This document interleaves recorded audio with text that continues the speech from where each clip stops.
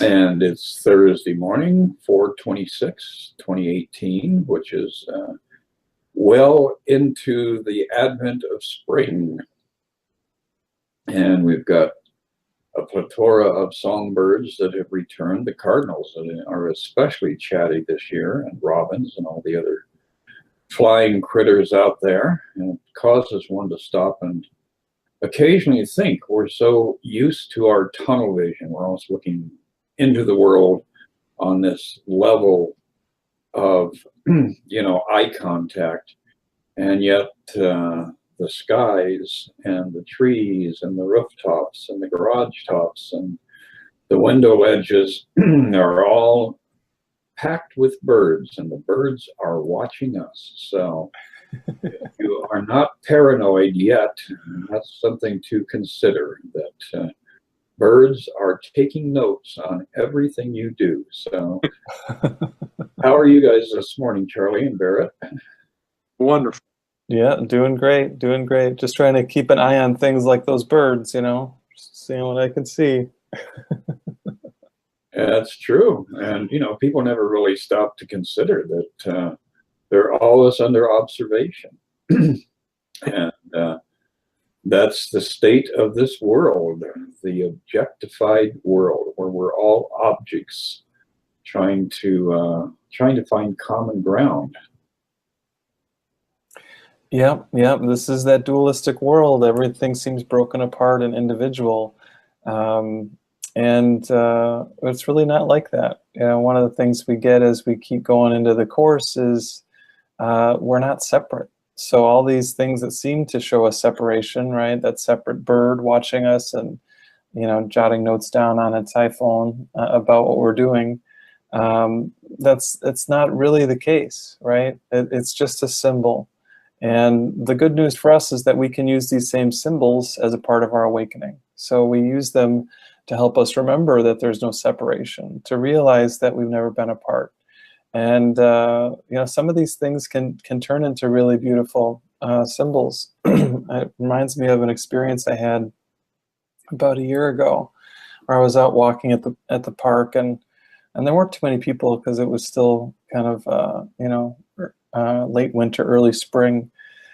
And as I'm walking down the path, I hear there's a bird, and it's sort of like on the there's long grass right along the side, and it's sort of like grasping onto one of the tall grasses, and then flying ahead to the next and flying ahead to the next. And I was just trying to be mindful and observant. And as I'm watching it, the first thought I have is, I must be kind of disturbing the bird and causing it to fly ahead. I kept doing that a few times, but then I really got a whole different realization of what was happening, that the bird wasn't trying to stay ahead of me. The bird was actually staying with me, and that it was just flying from grass to be with me as I was walking down the path. And the kind of, as it's hit me like a thunderclap almost, and I actually started crying because it was so beautiful, this feeling of love and connection and oneness with everything that was around me. And it was just a wonderful, joyful experience. And I think these are the ways that spirit can shift an idea of problem or issue or separation into a realization that there is no real problem, and that we are all ultimately one. Yeah, I was thinking too, Chris and Barry, as you were talking, that this idea, the birds watching us is kind of a metaphor for how, in the ego world, we're always looking out. We're always looking out to find that satisfaction, to find that peace, to find that magic that is missing in our life. And it's not until we start to turn in and look inward, that we start to find the answers that we've been seeking all along, because they're all there. That peace that we're after, that we think we're going to find outside of ourselves in the next toy or the next relationship, whatever it might be. That peace is really inside, and we need to look there. Yeah, that's absolutely true. We tend to project outside of our identity and seeking, some kind of validation and seeking some kind of recognition. And the truth is, whenever we find it in an exterior placement, we actually are deluding ourselves, because we're the ones who are generating this persona, this ego that we're attached to. And we're the ones who control every move and every desire and every experience that we have. So looking at it from that level, that whole idea of victimization, I am a victim of the birds and the trees, kind of has to evaporate, because the truth is, nothing happens here without our consent on some level. And the more you're entrenched in the ego, the less you're able to comprehend that, probably. But the truth is, we have to own up to everything. And that's why I like the idea of, the concept that the birds are always watching us. It's there's always a witness. And at some point it occurs to us, or we awaken to the realization that the witness is us. We are the birds watching ourselves, and it just goes on and on and on. Yeah, it's interesting. It kind of reminds me of this, in the Lord of the Rings, there's sort of the evil all-watching eye. It's always kind of keeping an eye on things. And that's sort of like the fearful image of God that a lot of us have. And, this idea maybe all the birds are watching us, so it's kind of spooky. But like you said, it ultimately, that shifts too. And it shifts into this realization that there is, there is only one. So, and there's no one else out there. So that one that's watching is us. And it's not us as an individual. It's not us as a person. It's us as we really are, which is a state of boundless grace. And, it just kind of fits really, really nicely in with the lesson that jumped out at me today as we were getting going, which was lesson number 12. Lesson number 12 says, I am upset because I see a meaningless world. And, right, so we put all this meaning onto this world, and these ideas seem to kind of get under our skin. I really like this first paragraph here. He says, the importance of this idea lies in the fact that it contains a correction for a major perceptual distortion. You think that what upsets you is a frightening world, or a sad world, or a violent world, or an insane world. All these attributes are given it by you. The world is meaningless in itself. So that's a really shocker to us, right? Because it really seems like the world is the way we perceive it to be. And what is Jesus asking us to do? He's asking us to consider that our perceptions are not true. And this idea really helps us to unmoor all of these things, to helps us to unplug from this thought system of fear and guilt and sin. And one of the ways I like to describe it is, oftentimes we have beliefs that you could put in the form of a statement, right? I believe X, I believe Z, whatever. You believe this certain thing, and that sentence ends with a period. But what we can actually try is imagining that same statement, but with a question mark at the end. And that question mark just really opens up enough willingness to consider that it's not the truth, and to consider that maybe there's something else here than what we have been perceiving. And that really opens the door to this whole forgiveness, the whole shift into a state of joy and happiness. Yeah, it's really a fascinating, it's such a blessing, I guess. When I say fascinating, it's like I created something, or I realized something. It's such a blessing when it starts to open up to us, that we understand that this world that we've been witnessing all our lives is one we created. It was, as it was talking earlier about the insanity and the craziness. I was reading something just a few minutes ago, to recognize that is what we've created, and this turning inward, is going to bring us to this place of peace, as opposed to this insane world that we have manufactured with our minds. And it's just not true, you know, and we begin to see it, we begin to wake up from a dream world and wake up to a reality that is peace, that is that joy, is that love that you were just talking about. And it's such a blessing to start to understand that and start to being able to live with that as opposed to the one we created. You know, making a choice on a repetitive basis to be with Holy Spirit, to be with that teacher rather than this insane, crazy world that we've made up. And you know, as Chris touched on a couple of minutes ago, all the projection that we do, you know, sending you know, from our ego out, projecting out both the insanity and then the belief that we're going to get something good out of it. You know, that we're going to find our peace out there. Is actually, when you look at it, is pretty crazy thinking. Yeah, that's very true. And, you know, this whole thing is a camouflage job. All of the meaningless things that we attach meaning to, all of the events that we generate are merely distractions.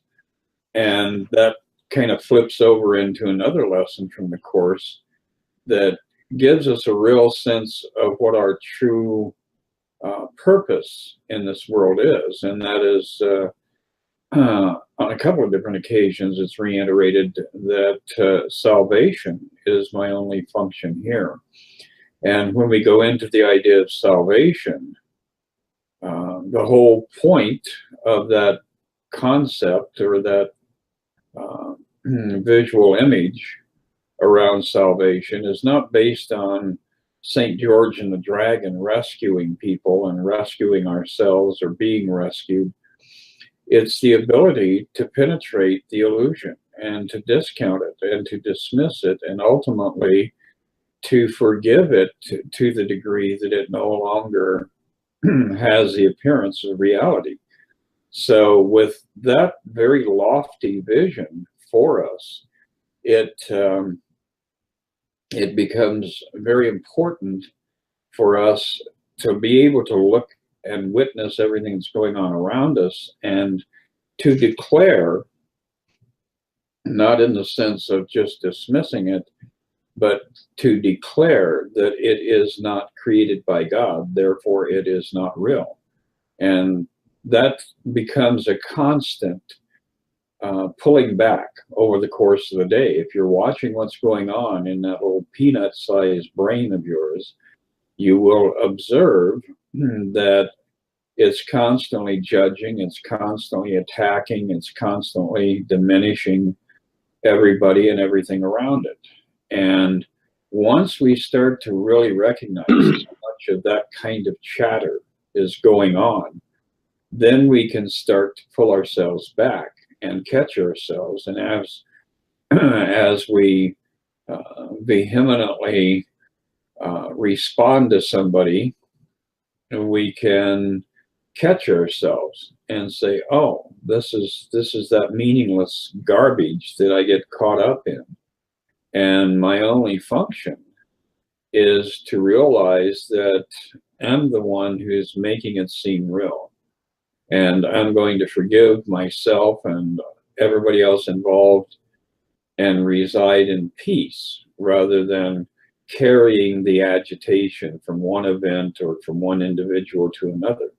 So it becomes very, very important for us to realize that in truth, the whole idea of salvation as the escape mechanism from a meaningless world involves a constant state of attention, you know, and that doesn't mean that you have to make yourself hyper wired, but it just means you become mindful enough to observe these things and then to release them and allow the Holy Spirit to eradicate these illusions that you are creating. Yeah, I mean, I think that the work really is a practice of becoming more attuned to what's going on in our inner landscape. So, and you might even say to become more sensitive about what is happening, to notice when the sort of waves of fear start to bounce around in the mind, and to realize, you know, that never gives me what I think it's going to give me. It never really makes me happy. It never really makes me feel safe. It never really makes me on and on and on. And then once we realize it doesn't give us what we want, we just get better and better at saying, no, I'm not doing that anymore. That's when we recall our projections, right? So we put our feelings of guilt and shame out onto someone else, and we bring them back in. And then we also realize that there's no real cause for them within either. So that's when they start to melt away and disappear. And asking help from the Holy Spirit is a big part of this too. So as we do this work again and again, all of a sudden we start to feel like we, we're just aware of what's going on in that inner landscape. So I sometimes refer to the story of the princess and the pea.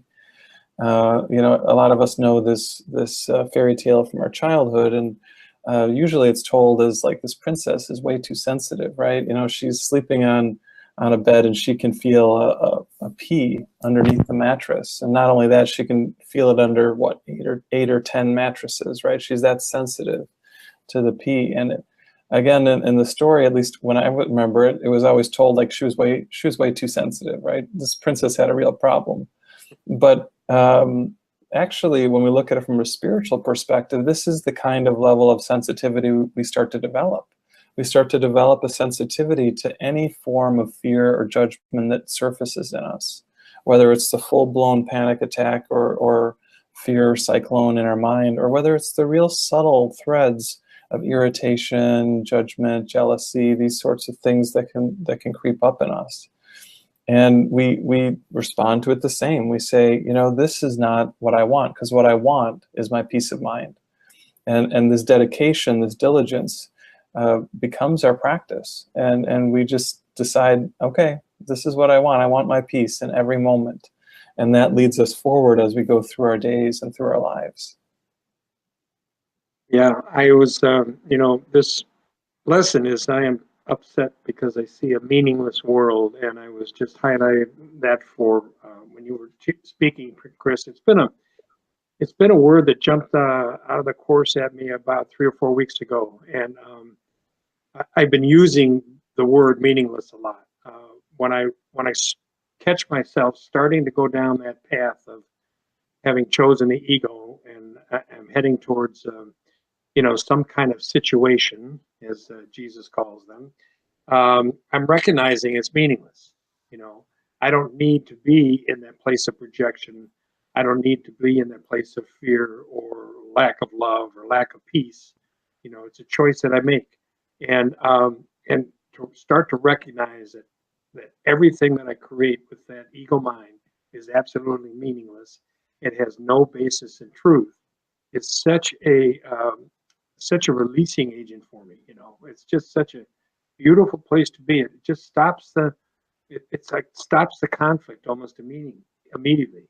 When I all of a sudden confronted with a situation, I'm going, oh wait, no, this is meaningless. I'm about to project guilt. No, this is meaningless. There's nothing happening here. It's okay. Everything is perfectly fine, and I can be in that place of peace in this very next breath. That's all I need to do, is just recognize the nothingness of this stuff my ego wants to create, the meaninglessness of it. Yeah, it's such a good message. Such a good message. And as we move forward from lesson, 12, we go up to 13. And in the second paragraph, we have a very, very insightful thought that is shared with us. It's, recognition of meaninglessness arouses intense anxiety in all the separated ones. It represents a situation in which God and the ego challenge each other as to whose meaning is to be written in the empty space that meaningless provides. The ego rushes in frantically to establish its own ideas there, fearful that the void may otherwise be used to demonstrate its own impotence and unreality. And on this alone, it is correct. So when we start feeling anxiety, when we live in a state of anticipation, when we fall into various levels of depression or frustration or, you know, all of these different agitated levels of experience or of emotion, we can pretty much be assured it's related to this particular passage in the Course, these two lessons combined. We are witnessing a meaningless world, and it's causing us to be upset. And of course, the ego is getting very aggressive about establishing what the real meaning of everything is, which is always death, doom, and destruction, because that's the ego's agenda. You know, you can pretty much be guaranteed that there's going to be a bad outcome if you're siding with the ego. And yet it's something that is a judgment that we deem so necessary and so precious, to be able to have that judgment of what things mean that are completely and totally disjointed, disconnected, and utterly meaningless in the greater scheme of creation. I like that, death, doom, and destruction. It's like 3D world encapsulated in the 3Ds. That's exactly what it is, and that's exactly what our ego wants to perpetuate, is a belief in the 3Ds. Yeah. Kind of like the four horsemen of the apocalypse. Yeah, and I think it's really helpful to see this, because, you know, there's this need or this impulse that most people have, and a lot of people in all walks of life, but in the spiritual community too, to kind of romanticize this world. But it's not always seen that really this world is a world trying to prove that death is real. It shows us that in all these different forms. It shows us that, you know, the simple act of breathing. And every breath we take, we breathe in how many, you know, thousands or millions of microbes that may die as we ingest them. Well, okay, you know, so we can't really do anything in this world without something else dying. It's you know, it really is kind of a gruesome image, and we take it as just, okay, that's how things are, and it seems like, okay, well, we just got to, you know, live with it. And on this level, sure, you know, it's going to keep unfolding like this. But what we start to see is that where we really are is not on this level. Where we really are is at home in God. And we can still breathe, we can still eat, we can still do all the things in this world that we need to do, even if they involve, you know, quote unquote death, but we start to see them from a different perspective. And I really liked the point that you were making, Chris, that, you know, we when we don't have all the meaning that we're putting on to these things, the ego starts to kind of freak out, right? Like, well, what if it doesn't mean this thing and that I thought it always did, this important thing in my life? And there's that beautiful line in the text that says, you know, doing this course requires the willingness to question every value that you hold. Like, every value? Like, that seems intense, but that is the path. But the good news is we don't need to do it all at once, right? We just question each value as it rises, one after the next after the next. And we just get better and better at saying, all I want is love. All I want is peace. All I want is joy. And everything else just starts to get less and less important. Yeah, and it's funny because that section you just mentioned there, to learn this course requires willingness to question every value that you hold, is what I was reading this morning, that the goal of specialness, you know. And there's a line just below that. It says, there is no substitute for peace, you know. And that's really, you know, really what this is all about, isn't it? You know, this understanding and this returning to the peace that we are, you know. It's and everything else is meaningless, you know, coming off of this lesson 12 and lesson 13 today, you know. It's the only goal, it's the only purpose for us, is to go back home, to wake up from this dream, realize actually we never left home, and to be at peace. And there is nothing, as you're just pointing out, Barret, and Chris too, you know, the doom, death, doom, and destruction, the 3Ds, you know, there's nothing here that's going to bring us that peace. There's nothing in this illusion that we see, you know, that we're looking out at and we're trying to find peace in. There's nothing. It's absolutely meaningless. It's going to bring us peace. Only that journey back home, only that journey within, and seeing with vision, as opposed to our eyes, seeing with vision is going to bring us that peace that we're all longing for. And it's interesting because as you take time with this course, and Chris, you were touching about it earlier about this being the life's work, this being vigilant for this, being vigilant for this peace, being vigilant for this kingdom, is so what I'm really looking to say is that it is such a preeminent thought behind this course, that we take this idea and work with it. Barret, you touched on earlier, and Chris too, the practice of this, the practice of seeing every single situation that comes up in this outside world, this world of illusion, and recognizing that there's another way to see it. We can see it with the vision of Holy Spirit as opposed to the eyesight of the ego. And that practice starts to bring us the peace that we're looking for. I don't need to be picking a fight with somebody. I don't need to be right about the next, thing I'm disagreeing with somebody on. I don't need to, go into this situation, jump into that situation, and the next situation, and have my ego running the show. I can surrender each one of those things as they come up, recognize the meaninglessness of it, turn it over to Holy Spirit, and be done with it. I don't need to hang on to it with my claws, clutching it to make sure that doom, death, and destruction are the result. So it's a beautiful thing to recognize that because this is talking about the goal of specialness. We are not special. We are just the Son of God. We're special in that. We're not special in our individuality at all. Nice. No, that's very true. It's every once in a while there will be a passage pop up, especially in the text of the course, that kind of blindsides you. It just really is, reducing reality down to its ultimate final level.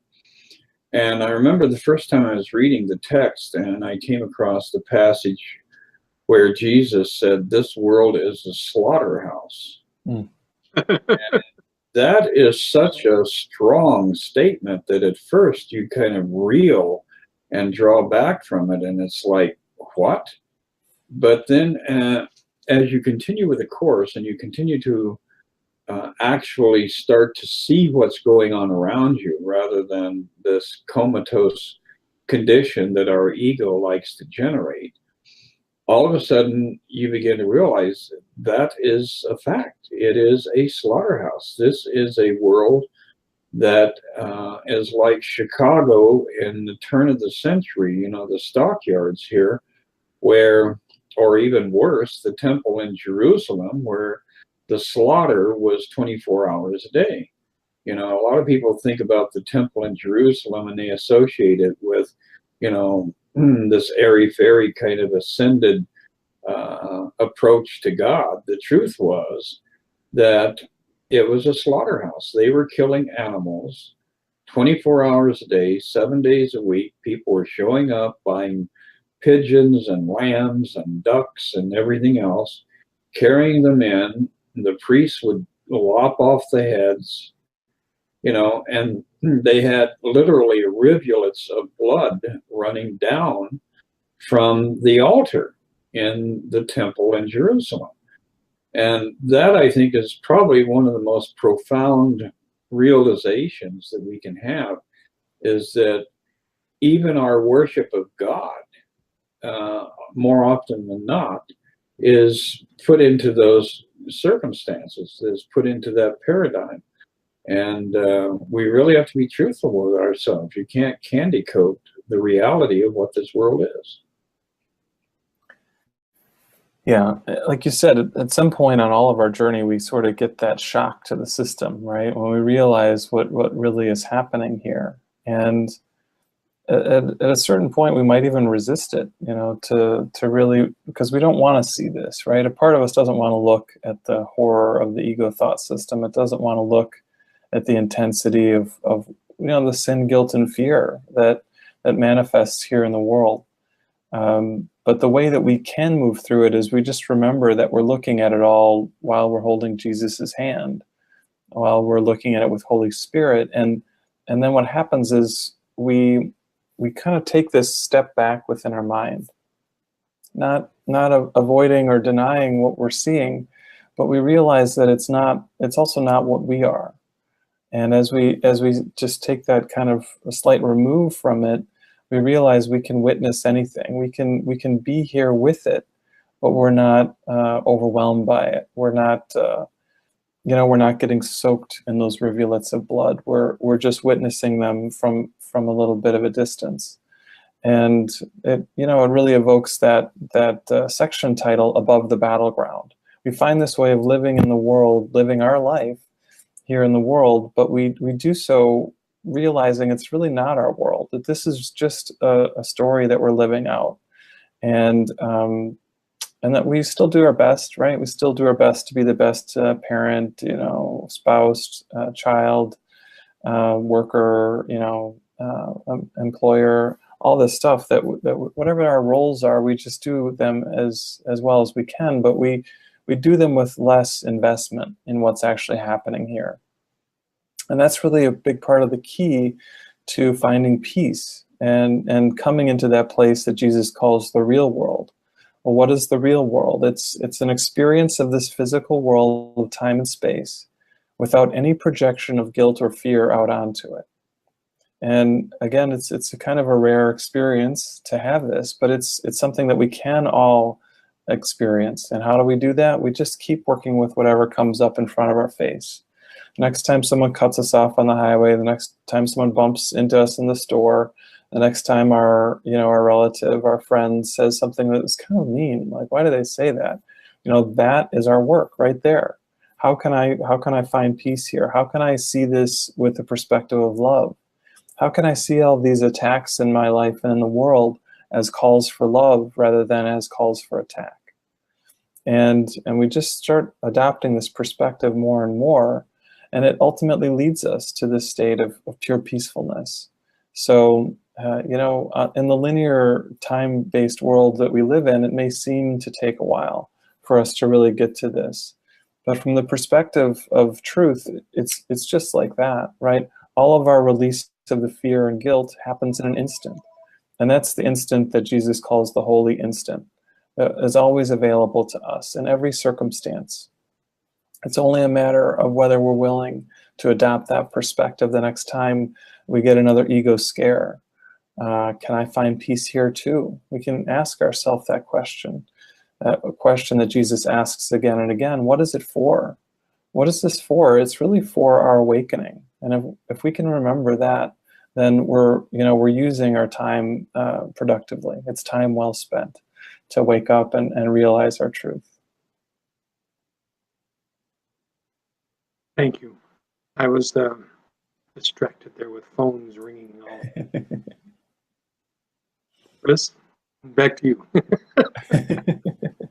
Well, I think we've consumed about a half hour here, a very nice leisurely morning where we can enjoy the balmy weather outside and the comfort of good friends as we're awakening to a different reality, awakening to a different way of living. So it's great having you guys back in the Chicago area, and it's just a matter of time now before we'll be doing a live event up north. You want to fill us in, Barret? Yeah, so our next Exploring the Course is going to be Sunday, June 10th from 1 to 5 p.m. It's going to be the three of us as well as our friend Tom Kinley. That's our lineup so far. It's possible we have another person or two joining up. So that's in Glenview, and we'd love to have you there. The details will be up on my website. I'm not sure I actually have it posted, but I'll have it up in the next day or so. That's barrethedin.com. And yeah, so another thing I wanted to mention is Charlie and I have our next good news coming up here on Saturday, May 5th. So it's a little over a week from now. That's 10 to 11:30, and We always have a topic. We're exploring some beautiful messages in the workbook where Jesus basically asks what is and then shares about a topic. So we're going to be diving into those topics more.